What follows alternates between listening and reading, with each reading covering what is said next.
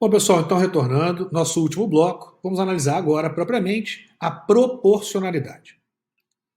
Nós já estudamos os seguintes princípios: supremacia da Constituição, unidade da Constituição, efeito integrador, força normativa, máxima efetividade, justeza ou conformidade funcional, concordância prática ou harmonização, razoabilidade, presunção de constitucionalidade, interpretação conforme a Constituição, interpretação da Constituição conforme as leis.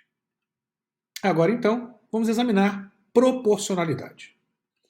Veja que nós estamos estudando os princípios de interpretação constitucional.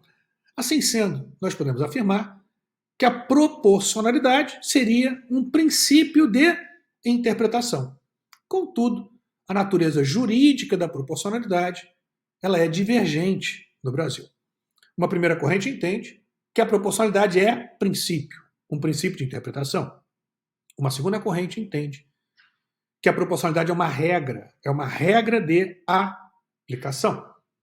E uma terceira corrente defende que a proporcionalidade é um postulado normativo interpretativo. Vamos ver as três correntes? Veja como se manifesta o ministro Gilmar Mendes na ADI 3510. ADI 3510. O princípio ou regra ou postulado faz referência, portanto, à divergência quanto à natureza jurídica da proporcionalidade. Princípio, para o STF, para ele, Gilmar Mendes, também, por exemplo, para o ministro Luiz Roberto Barroso. Então, é a posição majoritária, aquela que entende que a proporcionalidade é um princípio. A segunda corrente, como dito, entende a proporcionalidade como uma regra de aplicação. Defende essa segunda corrente Robert Alexy, Luiz Virgílio Afonso da Silva. E uma terceira posição defende que a proporcionalidade ela não é um princípio e tampouco uma regra. Ela não é um princípio, pois ela não estabelece um estado ideal de coisas, diz essa terceira corrente.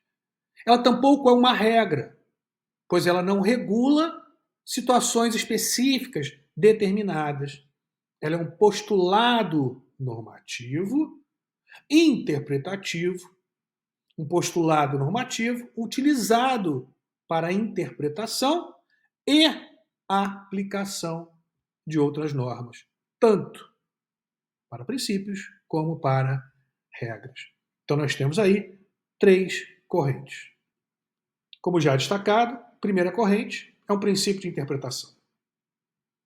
Segunda corrente é uma regra de aplicação. Terceira corrente é um postulado normativo. Postulado normativo que pode ser interpretativo ou aplicativo. Assim, primeira corrente é um princípio de interpretação, é a corrente prevalente no Brasil. Segunda corrente é uma regra de aplicação, posição de Robert Alexy. E terceira corrente, posição de Humberto Ávila, é um postulado normativo. Havendo aqui divergência, se postulado normativo é interpretativo ou aplicativo. Tem sido entendido, nessa terceira corrente, que seria um postulado normativo aplicativo, de aplicação de outras normas. E ainda dentro dessa terceira corrente, alguns dizem que seria um postulado normativo, não apenas aplicativo, mas interpretativo e aplicativo. Mas o que importa sabermos são essas três correntes: princípio, regra ou postulado normativo. Assim, novamente, a referência na DI 3510, a natureza jurídica e a divergência quanto à natureza jurídica. Princípio, regra ou postulado da proporcionalidade. Como falado, a proporcionalidade comporta uma estrutura objetivamente identificada. Ela possui uma estrutura própria. Nós vamos analisar agora a estrutura tripartite ou tripartida, que é a estrutura que prevalece no direito brasileiro, e vamos examinar ainda a chamada estrutura quinquipartite, quanto ao critério da proporcionalidade. Então nós temos aqui a estrutura tripartite, que é composta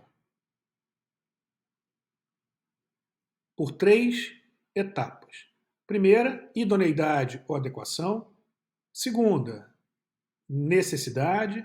E terceira, proporcionalidade em sentido estrito. Assim sendo, a proporcionalidade é estruturada em 3 subcritérios ou subprincípios.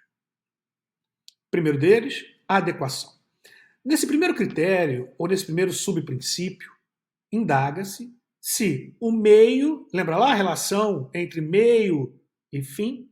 Então, nesse primeiro critério, indaga-se se o meio é apto a fomentar, a alcançar, a atingir o fim pretendido.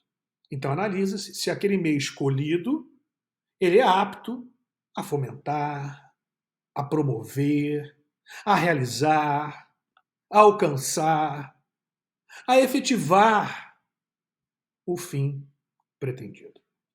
Caso a resposta nesse primeiro exame seja positiva, ou seja, o meio é apto, idôneo, adequado a fomentar, promover, realizar o fim pretendido, prossegue-se no exame, agora examinando a necessidade, que é a segunda etapa no exame da proporcionalidade.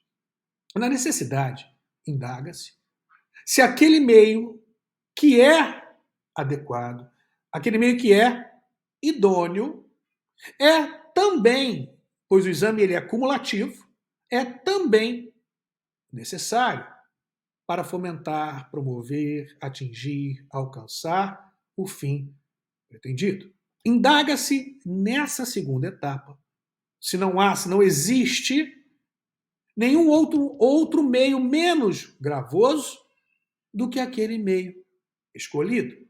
Se existir algum outro meio menos gravoso para se fomentar aquela finalidade, para se promover aquele fim, para se alcançar aquele respectivo objetivo, o meio que era até então tido como adequado não será necessário, pois existe outro meio menos gravoso de se atingir, de se promover, de se fomentar aquele mesmo fim, aquela mesma finalidade.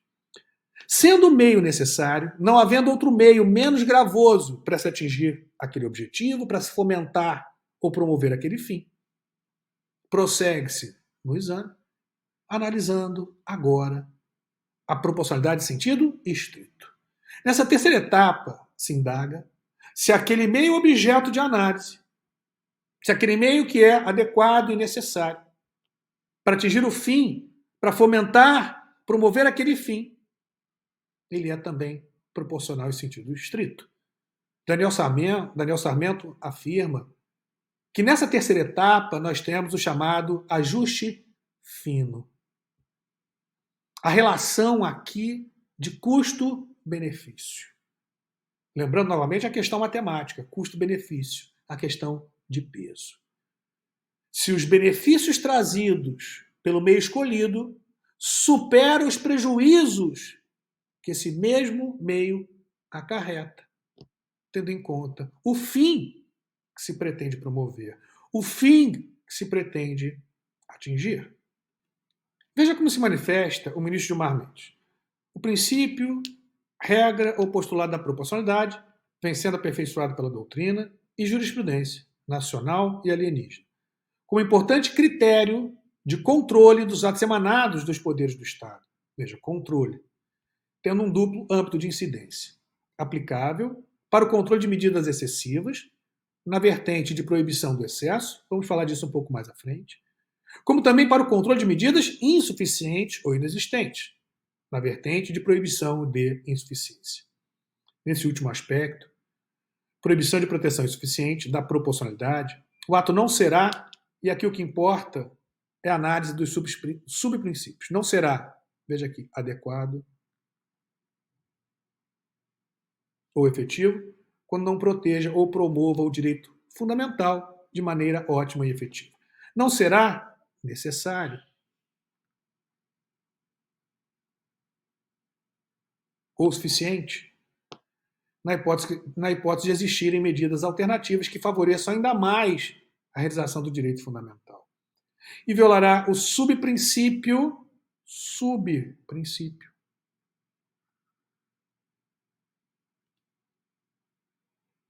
da proporcionalidade de sentido estrito se o grau de satisfação do fim legislativo é inferior ao grau em que não se realiza o direito fundamental de proteção. Mas o que importa para nós aqui são essas 3 etapas no exame da proporcionalidade, que são cumulativas.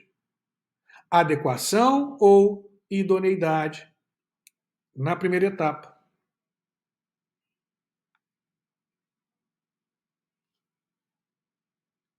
Entendendo que o meio é idôneo ou adequado, prossegue-se na análise da necessidade, indagando-se se não há nenhum outro meio menos gravoso para promover, realizar, alcançar aquele fim pretendido. Se não houver outro meio menos gravoso, entendendo-se, portanto, que o meio é adequado, idôneo e necessário, nós chegamos, por fim, à terceira etapa, onde se analisa se os benefícios trazidos pelo meio superam os prejuízos acarretados pelo mesmo meio escolhido. Como falado, repito, é a etapa do ajuste fino, do sopesamento entre benefícios e prejuízos acarretados pelo meio escolhido para atingir aquela determinada finalidade. Essa é a estrutura mais conhecida e que prevalece no direito brasileiro, que é a estrutura tripartite da proporcionalidade. A doutrina mais moderna, contudo, estabelece um critério quinquipartite. E ela parte de uma premissa, qual seja, antes de analisarmos propriamente a relação entre meio e fim, é necessário examinarmos isoladamente, primeiramente, se o fim é legítimo. Então, repito, antes de examinarmos propriamente a relação entre meio e fim, deve-se examinar, primeiramente, se o fim por si só é legítimo. Então, por exemplo, vamos imaginar que eu seja presidente da República. Vamos examinar que eu seja, por exemplo, poder legislativo. E o presidente da República, o poder legislativo, queira erradicar a pobreza. Então, eu sou o poder executivo, presidente da República. Quero erradicar a pobreza. Esse é o fim que eu pretendo. Esse fim, por si só, é legítimo? Sim, é legítimo. Ok. Vamos dar agora um outro exemplo. Vamos imaginar que o meu fim, poder executivo, presidente da República, ou mesmo poder legislativo, não seja erradicar a pobreza, mas seja erradicar o homossexualismo do Brasil. Esse é o meu fim. Essa é a finalidade que eu pretendo alcançar como presidente da República. Esse fim é legítimo por si só? Veja que eu não escolhi qualquer meio para atingir esse fim. O que eu quero perguntar para vocês agora é: esse fim é legítimo por si só? É constitucional por si só? Não. Veja só, se o fim pretendido é inconstitucional por si só, eu vou perder tempo examinando se o meio é adequado para atingir esse fim que por si só é inconstitucional? Uma absoluta perda de tempo. Então diz essa corrente, essa doutrina contemporânea, que antes de ingressarmos propriamente na análise da relação entre meio e fim, adequação, necessidade, proporcionalidade de sentido estrito, nós temos que fazer algumas perguntas, essencialmente 2 perguntas. Então haveria 2 etapas anteriores à própria análise propriamente de relação entre meio e fim. No primeiro momento, repito, seria indagado quanto à legitimidade, à constitucionalidade do fim por si só. Dei 2 exemplos. Erradicar a pobreza ou erradicar a homossexualidade do Brasil. Vimos que erradicar a pobreza por si só não é inconstitucional, é constitucional. E vimos que erradicar a homossexualidade do Brasil por si só, esse fim é ilegítimo, esse fim é inconstitucional. Logo, para essa hipótese onde o fim por si só é inconstitucional, eu não examino mais nada. Morreu aqui. Já para a primeira hipótese, que nós dissemos que o fim é constitucional, erradicar a pobreza, eu faço agora um segundo exame. Se o meio, por si só, ele é legítimo ou constitucional para atingir aquele fim. Por exemplo, quer erradicar a pobreza? Como? Vou adotar aqui um exemplo que era utilizado pelo falecido comediante Chico Anísio. Ele tinha uma personagem que era um político, não me lembro o nome da personagem propriamente, mas ele dizia: eu quero que pobre se exploda. Então imagine que o meio que eu penso é matar todos os pobres. Por óbvio que esse meio, por si só, é ilegítimo. Eu não vou analisar se ele é adequado. Não vou analisar se existe meio menos gravoso. Não vou analisar se ele traz mais benefícios do que prejuízos. Esse meio, por si só, é inconstitucional, é ilegítimo. Logo, eu não prossigo no exame. Então, nós teríamos 2 etapas anteriores à própria análise da relação em si entre meio e fim. Por isso, critério quinque partite. Primeiramente, legitimidade do fim. Segunda etapa, legitimidade do meio. Terceira etapa, adequação do meio para promover o fim. Terceira etapa, necessidade. Se não existe nenhum meio menos gravoso do que aquele submetido à apreciação para atingir o mesmo fim. E quinta e última etapa, aí nós teríamos o sopesamento propriamente dito, a proporcionalidade em sentido estrito, a análise se os benefícios trazidos ou acarretados pelo meio escolhido superam os prejuízos para atingir aquele mesmo fim. Então teríamos o critério tripartite e o critério quinque partite. O critério quinque partite, ou no critério quinque partite, é possível se inserir essas 2 novas etapas dentro do próprio exame da adequação. E como é que ficaria a situação? Vamos ver? Então, veja lá, seria possível nós dividirmos a análise da adequação ou idoneidade em 3 etapas.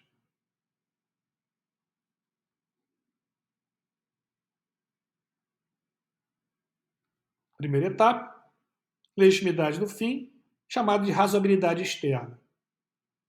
Segunda etapa, legitimidade do meio.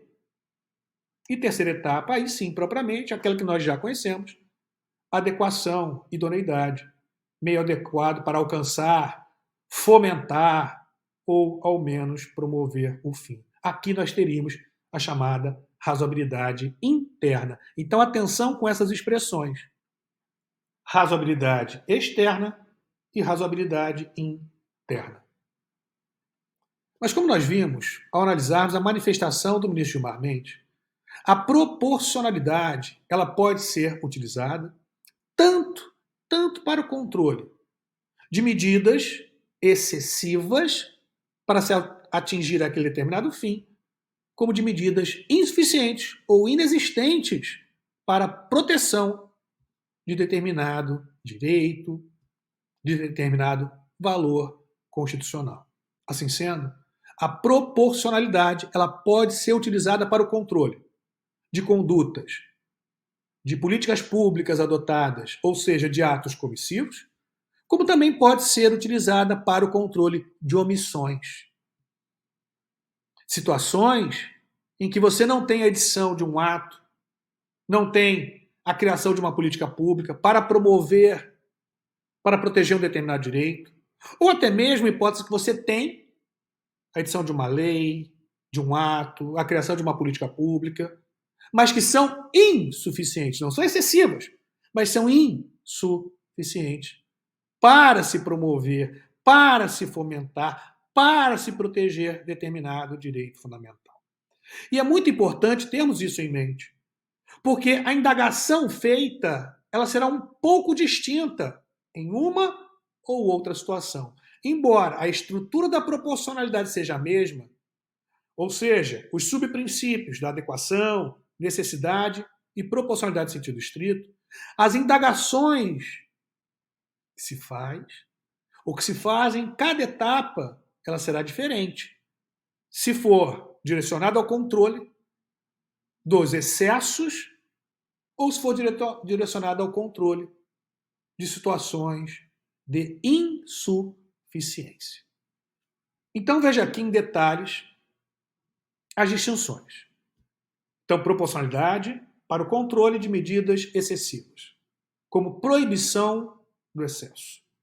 Temos também aquelas 3 etapas: adequação, necessidade e proporcionalidade em sentido estrito. Então veja que na adequação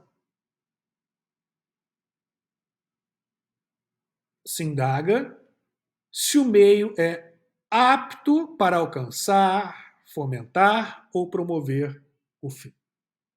Na necessidade, ou no exame da necessidade, se indaga se esse meio objeto de exame é o meio menos gravoso para se alcançar ou promover o fim determinado.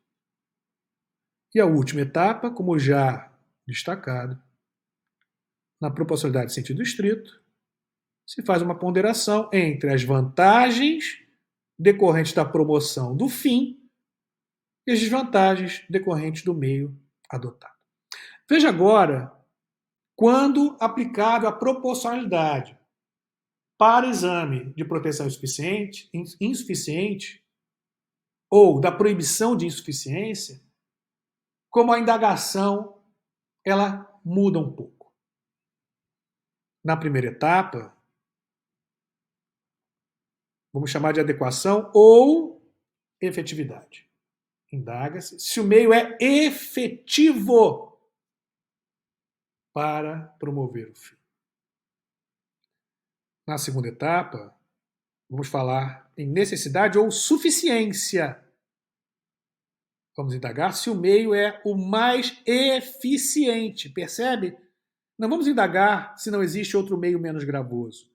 Mas o que vai se indagar aqui é se existe ou não um outro meio mais eficiente para atingir ou promover aquela respectiva finalidade.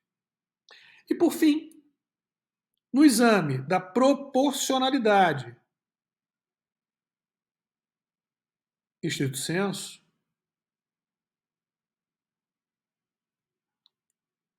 se faz uma análise entre o grau de satisfação do fim realizado e a sua não proteção. Assim sendo, embora a estrutura da proporcionalidade seja objetivamente a mesma, as indagações, as análises que se faz para controle de medidas excessivas, ela é ou elas são diferentes das análises que se faz ou que se fazem para o controle da proteção insuficiente ou de medidas insuficientes. Para fecharmos agora, vou trazer para vocês as principais distinções entre princípios e regras. Princípios e regras, distinções. Bom, primeira distinção importante diz respeito ao grau de abstração. Os princípios são dotados de alto grau de abstração. São, portanto, normas constitucionais que não descrevem um acontecimento, não descrevem uma situação concreta. Por isso que alto grau de abstração.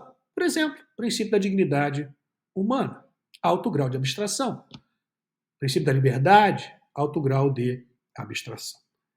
Já as regras são dotadas de baixo grau de abstração, pois elas descrevem acontecimentos, condutas, proibições, imposições, fazer, não fazer.